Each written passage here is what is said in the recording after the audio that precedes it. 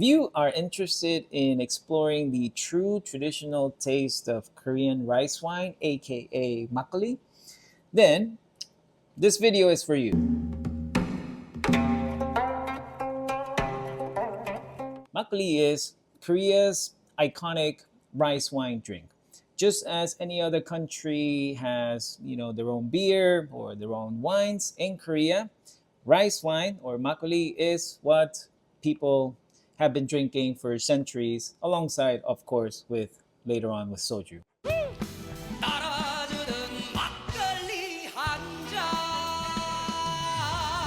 Now, as you guys might know, kimchi is the staple side dish that every Korean family has.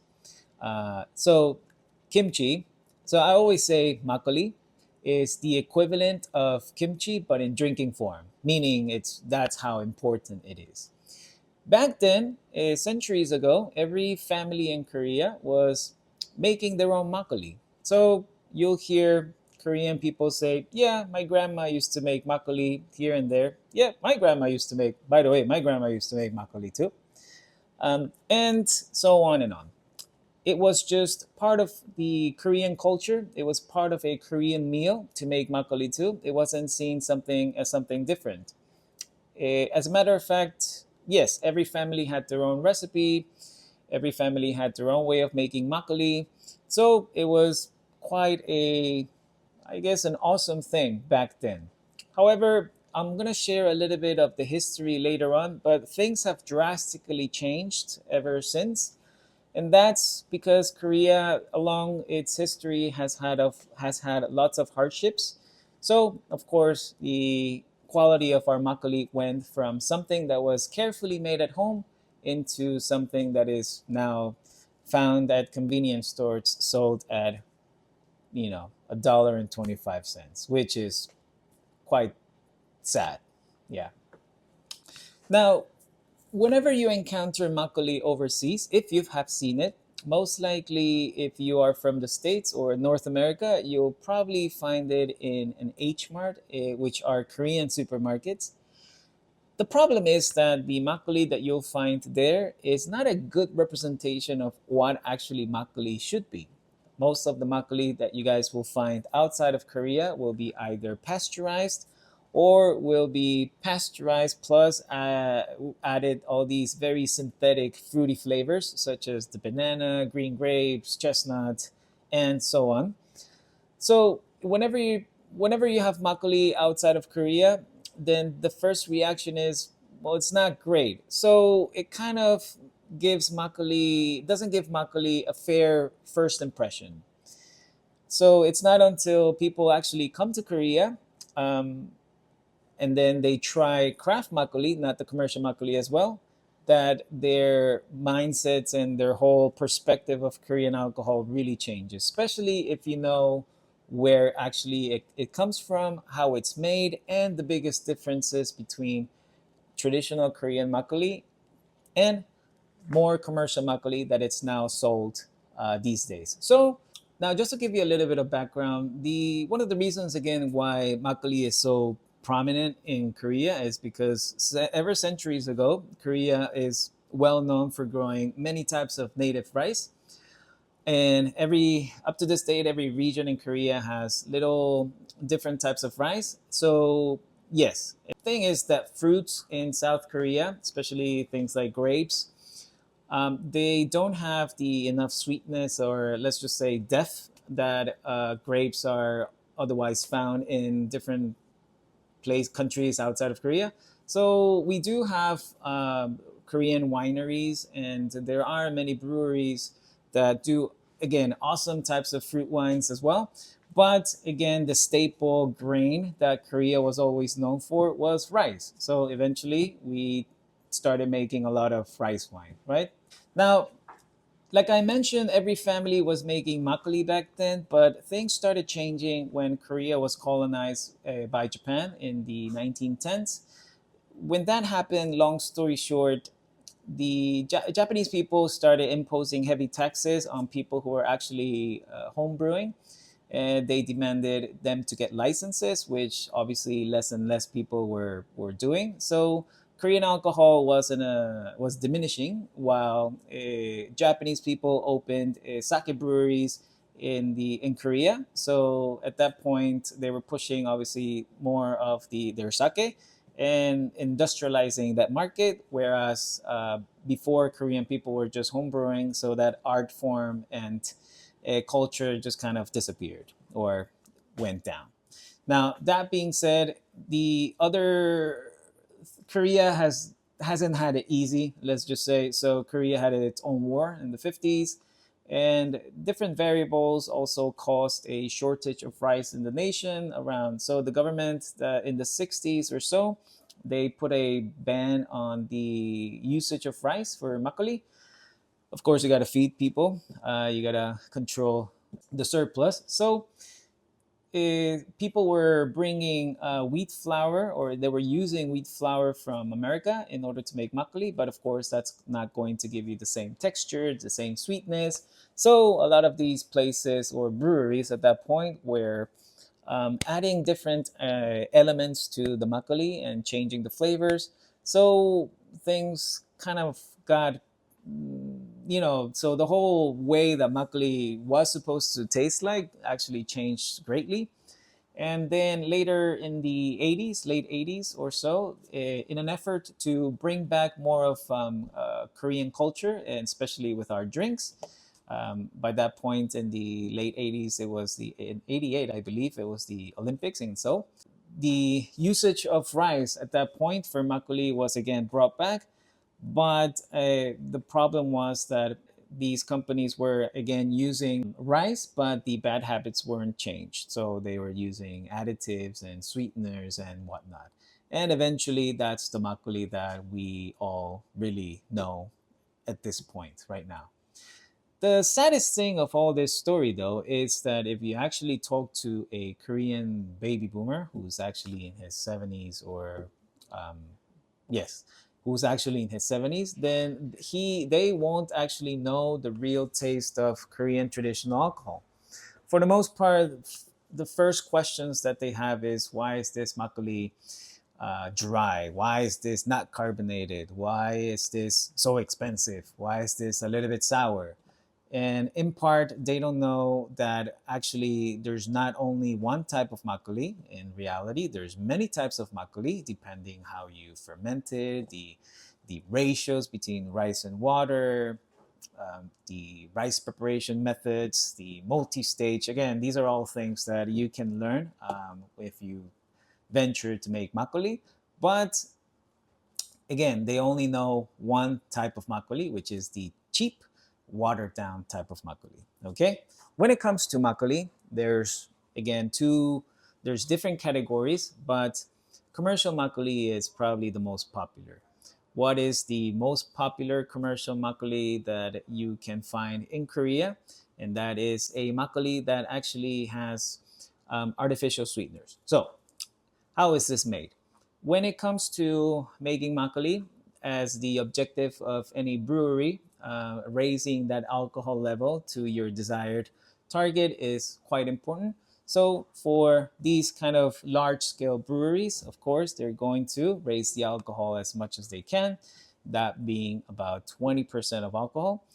It hovers around there. So what happens at that point is that they start watering it down heavily or diluting it.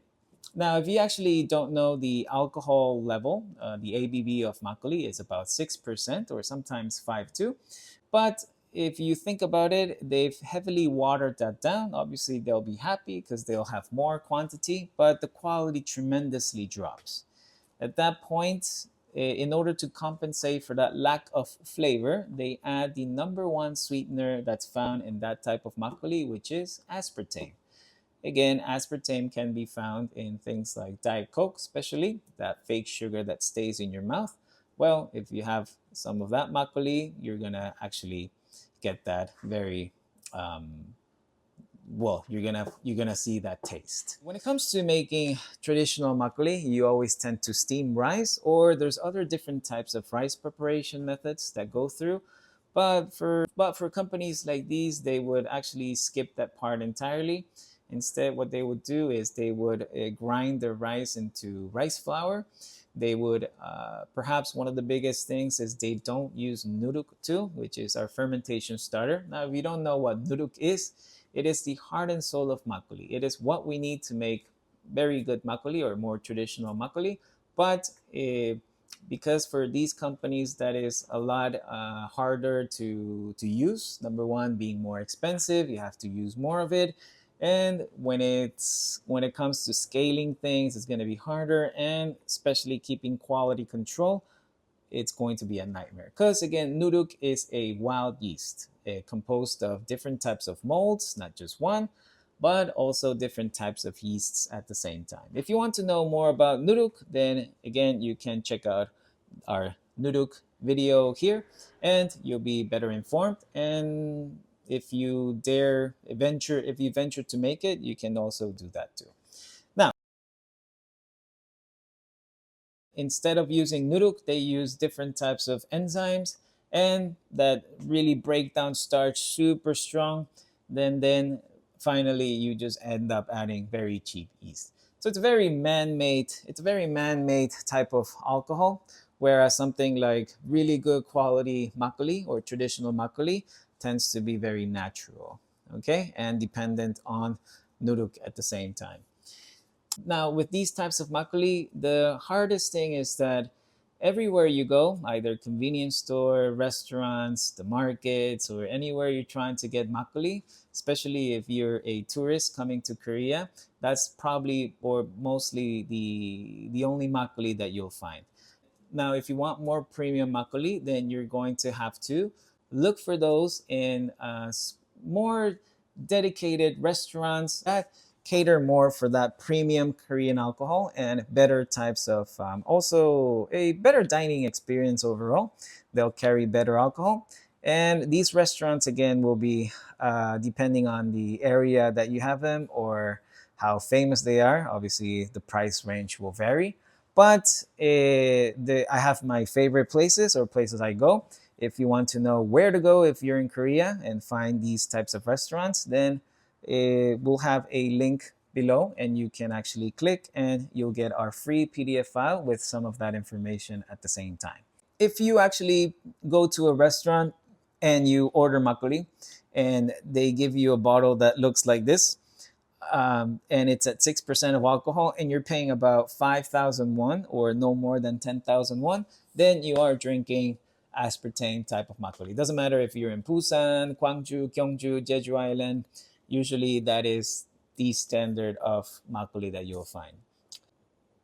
The second, I would say there's different categories of makgeolli, and we also have a video that thoroughly explains all that in more detail. But I'm just gonna cover the second one because it's probably the second most available or the one you'll find, and that is pasteurized makgeolli. And this is makgeolli that you can find mostly outside of Korea because again, if it's pasteurized, then it has a longer shelf life. But what happens when you pasteurize makgeolli, at least the ones that I've had and tried, is that it tends to thin it out.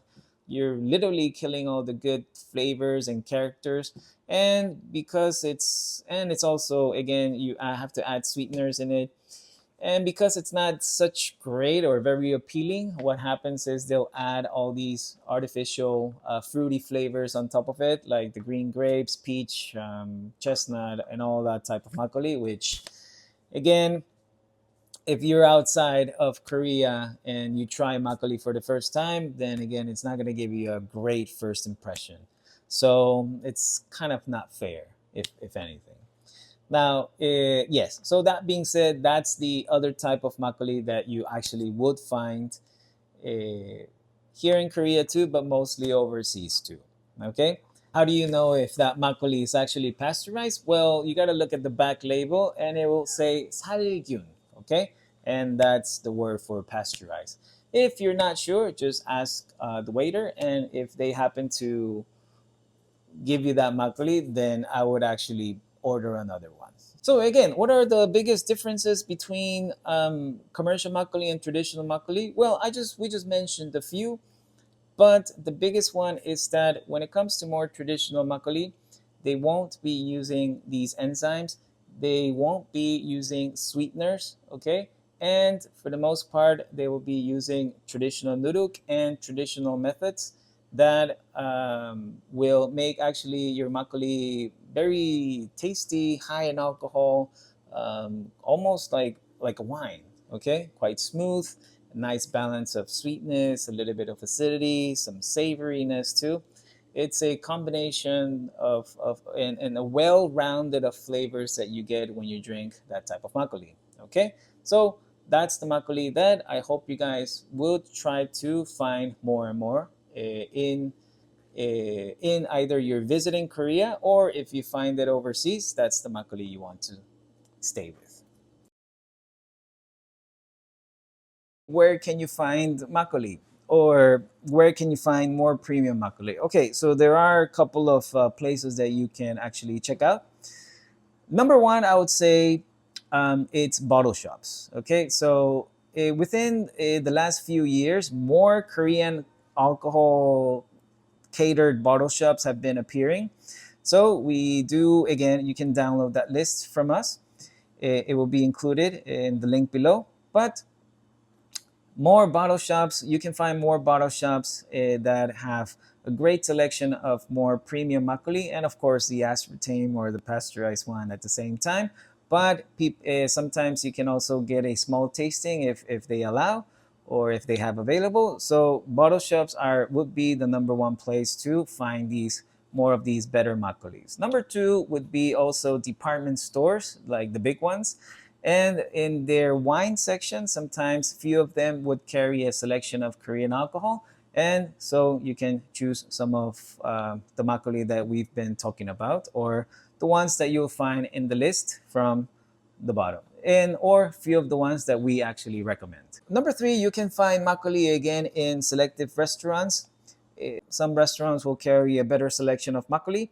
Again, depending on where you drink it or where you go, the prices will range, but you can find great options there. And lastly, sometimes you also find bars, selective bars that will only, you don't have to actually have a full meal, but you can just try different types of makgeolli. And if you come to Baekusen Makgeolli, we carry a selection of, we carry a good selection of soju, and also some of the makgeollis monthly that we actually like and discover, and that we want to share too with people. So when you drink makgeolli, how do you drink it? If well, for the most part, if you're again drinking makgeolli in any restaurant, they'll serve it to you in these kind of nickel type of bowls. And the reason these bowls are so big in some way is because the alcohol level for the commercial makgeolli, like I mentioned, it's at 6% or 5. So you are supposed to drink makgeolli when, it's something to like quench your thirst. That's why a lot of people after people who are farmers, construction workers here in Korea, or when you go hiking, especially if you actually open a hiker's backpack, 9 out of 10 people will be carrying makgeolli, because it's our beer in some way, right? So you can enjoy that and you can quench your thirst. Now, of course, if you actually drink more premium makgeolli, or traditional makgeolli, then it has a higher alcohol level. It has more depth. So of course you don't want to drink it in those big bowls, or otherwise you get smashed too quickly. So you can drink it in nicer and better cups to appreciate more of the smell, the aroma, and sip it nicely. So again, there are different cups and types. Again, not everyone just drinks makgeolli religiously from those um, big bowls that you guys can see, that you guys can get all the time. One of the things that I guess a lot of people ask is, what is the difference then between sake and makgeolli? Well, just to cut things very shortly, if anything, or one of the most important is, well, both of them use rice. Obviously, when it comes to more quality sake, the rice is milled at a much smaller portion. Okay. But that being said, both of makgeolli and sake tend to use soft water too. But the biggest catch or difference here is that, again, like mentioned before, uh, For makgeolli, we tend to use nuruk, which is a wild yeast composed of different types of molds and yeasts. But when it comes to sake, you tend to use koji, which is basically rice that has been steamed, and you purposely inoculate only one type of mold. And after that grows, then you use it to, incorporate it in your sake. However, koji doesn't have yeast, so you have to throw yeast separately in order to convert alcohol. Now, sake tends to be, for the most part, filtered too and pasteurized. Uh, but when it comes to Korean alcohol, we tend to again use nuruk, which is just a wild yeast. It's much harder to, I would say, maintain that quality type of consistency when it comes to flavor.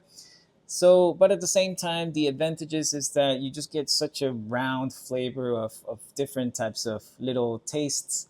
And it's just, if you actually make really, really good chongju or yakju, which is our version of a clear rice wine as opposed to sake, then you'll notice that our chongju seems to have a lot more depth in some way again, whereas things like sake seem to be more clean cut and smooth too. Okay. Now, when do Korean people actually drink most of makgeolli, and what do they pair it with? So, when it comes to when Korean people drink it, usually we drink makgeolli in rainy days. The reason is quite very simple. So, the sound of the rain when it hits the floor, it kind of makes a kind of like a sizzling sound as compared to when your mom fries pancakes. Okay, so that sound. Uh, Kind of triggers Korean people to remember the smell of the pancake or the taste. So usually, yes, that's when in rainy days Korean people go and eat pajeon, these Korean pancakes that are made with different types of toppings, such as you can get kimchi, seafood, or it could actually be also from potato, mung beans, and so on. So anytime you're actually eating pajeon, then you kind of pair it with makgeolli, just because the pajeon tends to be slightly oily.